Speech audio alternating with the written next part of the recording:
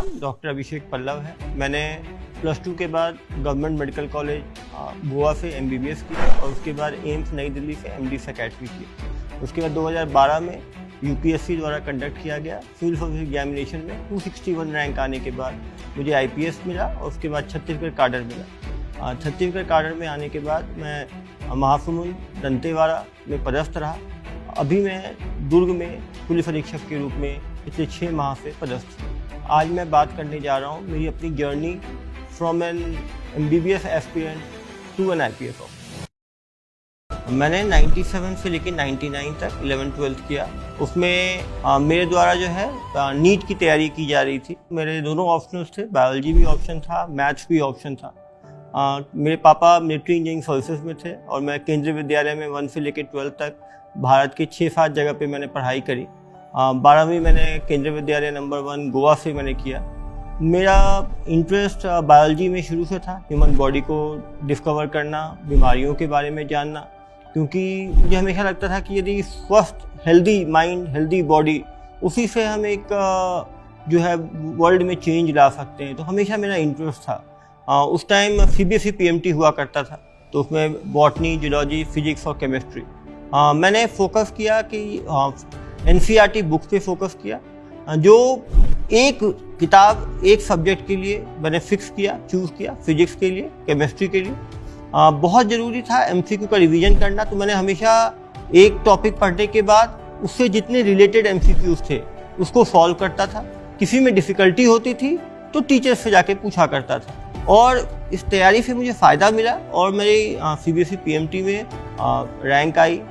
जब मैंने तैयारी किया तो शुरू से मैंने चीज़ देखा कि कंपटीशन इंडिया में शुरू से काफ़ी डिफ़िकल्ट रहता है, काफ़ी एस्पिरेंट्स रहते हैं, काफ़ी स्ट्रेस में रहते हैं। हम जब बच्चों में 11th-12th में रहते हैं तो आपस में भी काफ़ी कंपटीशन रहता है।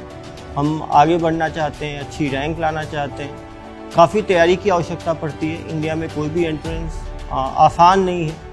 मैंने ये फील किया उस टाइम तैयारी के टाइम कि जब मैंने गोवा से +2 कर रहा था तो वहाँ पे गाइडेंस उतनी अच्छी नहीं थी, वहाँ पे कोचिंग उतना अच्छा नहीं था।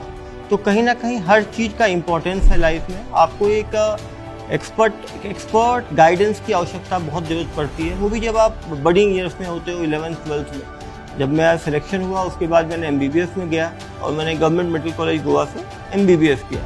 वह 5.5 साल का कोर्स था। उसके बाद हमारे MD एग्ज़ाम होता है, फिर नीट का ऑल इंडिया PG एग्ज़ाम होता है। उस time all India PG exam कहते थे, अब वो नीट में कन्वर्ट हो गया है। मैं फॉर्चुनेट रहा कि MBBS में मेरा फर्स्ट अटेम्प्ट में सिलेक्शन हुआ और MD में भी मेरा फर्स्ट अटेम्प्ट में सिलेक्शन हुआ।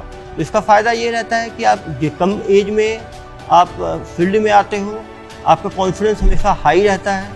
उसके बाद फिर मैंने MD कंप्लीट करने के बाद 2009 में सिविल सर्विसेज की तरफ मेरा फोकस गया। मेरी शादी 2010 में हो गई थी। शादी के बाद मैंने इसकी तैयारी की। मैंने थोड़ा काफ़ी लेट स्टार्ट किया सिविल सर्विस की तैयारी करना। जनरली लोग 22-23 की से तैयारी शुरू कर देते हैं, लेकिन UPSC में एज कोई डिटरेंट नहीं है, आप जब चाहें तैयारी कर सकते हैं, लेकिन अर्ली स्टार्ट करने में करियर एवेन्यू आपके ज़्यादा रहेंगे। मैंने मेडिकल साइंस और साइकोलॉजी दोनों मेरे अपने ऑप्शनल्स थे। मेडिकल साइंस में मैंने MBBS किया था, साइकोलॉजी से मैंने PG किया था साइकियाट्री में। यदि हमारे अपने कोर सब्जेक्ट्स हमने अच्छी तरह पढ़े हैं तो उसमें हमारा कॉन्फिडेंस भी ज़्यादा रहता है और रिजल्ट अच्छे होने की प्रोबेबिलिटी हमेशा रहती है। जिस सब्जेक्ट को आपने 4 या 5 साल दिए हैं, यदि हम उसको रखने में डर रहे हैं तो कहीं ना कहीं अपनी कमी है। इन दोनों सब्जेक्ट्स के साथ मैंने तैयारी की। मैंने कोचिंग दिल्ली में काफ़ी अच्छे कोचिंग इंस्टीट्यूट हैं, वहाँ पे गाइडेंस लिया। साथ में मेरा छोटा भाई है, वो भी तैयारी कर रहा था, वो भारतीय वन सेवा में है। उसके साथ मिलके हमने चीज़ों को डिस्कस किया, नोट्स आपस में शेयर किए। वो क्योंकि इंजीनियरिंग बैकग्राउंड का था, मैं मेडिकल बैकग्राउंड का था, तो इंजीनियरिंग के जो रिलेटेड कंसेप्ट थे वो मुझे फ़ायदा हुआ। आंसर राइटिंग में जो इंजीनियरिंग स्टूडेंट्स हैं वो टू द पॉइंट लिखने की बात करते हैं, मेडिकल में थोड़ा डिस्क्रिप्टिव रहता है, तो हमने देखा कैसे वर्ड लिमिट में लिखा जा सकता है। एग्ज़ाम क्रैक करने का जो एक निक होता है, वो जो स्मार्ट वर्क की हम बात करते हैं, एग्ज़ाम में पैटर्न समझना, उसका सिलेबस को डाउनलोड करना, सिलेबस की एक एक चीज़ को कंप्लीट करना। उसके बाद एग्ज़ाम पेपर्स को देखना कि अभी ट्रेंड क्या चल रहा है, क्वेश्चंस कैसे पूछे जा रहे हैं, कितने वर्ड्स में लिखना है, बार बार आंसर राइटिंग की प्रैक्टिस करना, आंसर राइटिंग टीचर्स को दिखाना। ये सब चीज़ों से मुझे फ़ायदा मिला और मेरी सिविल सर्विस में 261 रैंक आई और फिर मैंने IPF जो है वो ज्वाइन किया। पोस्ट ग्रेजुएशन करने के बाद मैंने लाइफ में देखा कि मरीजों को हम ट्रीट करते हैं, छोड़ देते हैं, लेकिन एक आदमी के हॉलिस्टिक लाइफ में तभी चेंज लाया जा सकता है जब हम सिविल सर्विसेज में आए। वहाँ पे हमारे डिसीजन से हम सैकड़ों हजारों लोगों के लाइफ को इम्पैक्ट कर सकते हैं और टोटल लाइफ को इम्पैक्ट कर सकते हैं। सोसाइटी में आप हैं तो आप ग्राउंड लेवल पे काम करते हैं, उनके हेल्थ के लिए, उनके एजुकेशन के लिए, उनके सोशो कल्चरल मिलियो के लिए। तब मैंने सिविल सर्विसेज की तैयारी करनी शुरू की। एक चीज़ जो मैंने सीखा है इसमें कि क्लास 1 से लेके जब तक हम पढ़ते हैं हर चीज़ को हमें इम्पोर्टेंस देनी चाहिए। जब मैंने 2012 में सिविल सर्विस एग्जाम दिया, MBBS मैंने 2005 में पास किया था, लेकिन 2012 में मैंने ऑप्शनल अपना मेडिकल साइंस रखा, साइकोलॉजी रखा।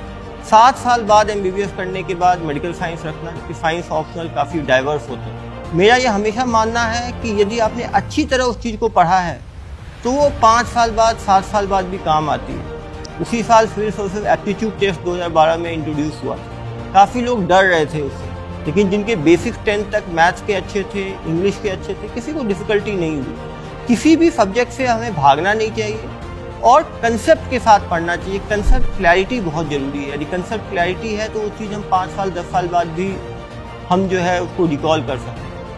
एक सबसे इम्पोर्टेंट होता है कोई भी एग्ज़ाम के लिए एक मेंटल स्ट्रेंथ कि मुझे ये एग्ज़ाम क्लियर ही करना है, क्योंकि मैंने लेट स्टार्ट किया। जब आप 29 ईयर्स के हो और आप 23 ईयर्स वालों से कम्पीट कर रहे हो तो एक एज गैप भी आ जाता है। दूसरी बात है कि मैं मैरिड था, मेरी वाइफ एक्सपेक्टेंट थी, प्रेग्नेंट थी, तो कहीं ना कहीं मेरा एक सेटल्ड करियर था। सेटल्ड करियर, मैंने MBBS किया, MD किया, उसको अचानक छोड़ना, आसपास के लोग हमेशा परेशान कर, घर में भी खुद को भी लगता है कि हम एक सेटल्ड जॉब छोड़ के मैं तैयारी में जा रहा हूँ। लेकिन मेरा हमेशा मानना है कि जैसे हमारा प्यार होता है, यदि हम किसी चीज़ से प्यार करते हैं तो उसके कंसिक्वेंसेस के बारे में नहीं सोचते। एंट्रेंस की तैयारी भी उस प्यार की तरह है, आप केवल उसी के बारे में सोचते हैं और फिर आप आसपास से अपने आप को आइसोलेट कर देते हैं। हम जब भी तैयारी करें उस प्रोसेस में हमें बहुत ज़रूरी है कि हम लोगों को क्रिटिकल रिमार्क से डिटर नहीं हो, हम अपने फोकस को मेंटेन रखें। जो चीज़ हम पॉजिटिव लोगों से दोस्ती करें, पॉजिटिविटी मेंटेन रखें, नहीं तो डिस्ट्रैक्ट करने वाले लोग, खींचने वाले लोग काफ़ी ज़्यादा रहते हैं। जब हमें सक्सेस मिलती है तो सब हमारे साथ होते हैं, लेकिन जब हम उस जर्नी में रहते हैं तो कहीं ना कहीं हम अकेले रहते हैं, केवल हमारे घर वाले या बहुत क्लोज फ्रेंड्स हमारे साथ रहते हैं। 6 महीने में छुट्टी में था। छुट्टी लेने के बाद मैंने करीब डेली 12 से 14 घंटे पढ़ाई करी, तो करीब 1 साल का डिफ़िकल्ट स्ट्रगल था। लेकिन मुझे अपने को भरोसा था कि मैं मेहनत करूंगा तो निकल पाऊंगा, क्योंकि मेरा लेट मैंने तैयारी शुरू की। जनरल मेरा एक ही अटेम्प्ट बचा हुआ था, तो रिस्की ज़्यादा था, लेकिन तब भी मैंने हिम्मत की, तैयारी की। लेकिन आइडियली UPSC के लिए तैयारी कर रहे हैं तो हाथ में कम से कम 2 से 3 अटेम्प्ट हाथ में रहना चाहिए, और आदमी तैयारी में घुसे तो मान के घुसे कि 2 से 3 साल लग सकते हैं। सक्सेस तो सबको अच्छा लगता है, सक्सेस पे तो बहुत सारे फ्रेंड्स होते हैं। जब रिजल्ट आया तो घर वाले भी बहुत खुश थे, जो रिलेटिव्स जो पहले क्रिटिसाइज़ कर रहे थे वो भी खुश थे, जो फ्रेंड्स थे उन्होंने भी मोटिवेट किया। लेकिन जर्नी जो है वो डिफ़िकल्ट रहती है। किसी भी एस्पिरेंट से आप पूछेंगे, काफ़ी स्ट्रगल का जर्नी है वो। बहुत ही केवल कुछ एक्स्ट्रा ऑर्डिनरी लोग को आप छोड़ दें, जो कि इंडिया में 10, 20, 50 लोग होंगे, उनको छोड़ के सभी के लिए काफ़ी अनसर्टेनिटी रहती है इस तैयारी में। काफ़ी सारा मेंटल स्ट्रेंथ चाहिए, फेलियर्स पे स्टैंड करने का, परफॉर्म करते रहने का। लेकिन बहुत ही अच्छा अनुभव था जब मैं देखता हूँ कि कोई आदमी मेरे ऑफिस में आता है और मेरे एक इंटरवेंशन से उसको जस्टिस मिलती है, उसके अंदर कानून के प्रति, पुलिस के प्रति विश्वास भाव आता है, तो एक बहुत अलग सेटिस्फैक्शन होता है। जनता हमें बड़ी उम्मीदों के साथ देखती है और उन उम्मीदों पे खड़े उतरने पर बहुत अच्छा लगता है। कोई भी ऐसा इंटरवेंशन जिससे कि लोगों में चेंज आए, लोगों की लाइफ में बदलाव आए, वो एक खुद को खुशी देती है और बहुत करियर सेटिस्फैक्शन जो है वो बहुत ही इम्पोर्टेंट चीज़ है किसी भी जॉब में। और इस 9 साल की जर्नी के बाद एक खुशी और एक प्राइड की बात, भावना जो है खुद के अंदर आती है और एक सेंस ऑफ सेटिस्फैक्शन फील होता है। ये मेरी जर्नी रही है from an aspirant to an IPS officer. निश्चित रूप से आपको ये अच्छा लगा होगा, ऐसी मैं उम्मीद करता हूँ। धन्यवाद।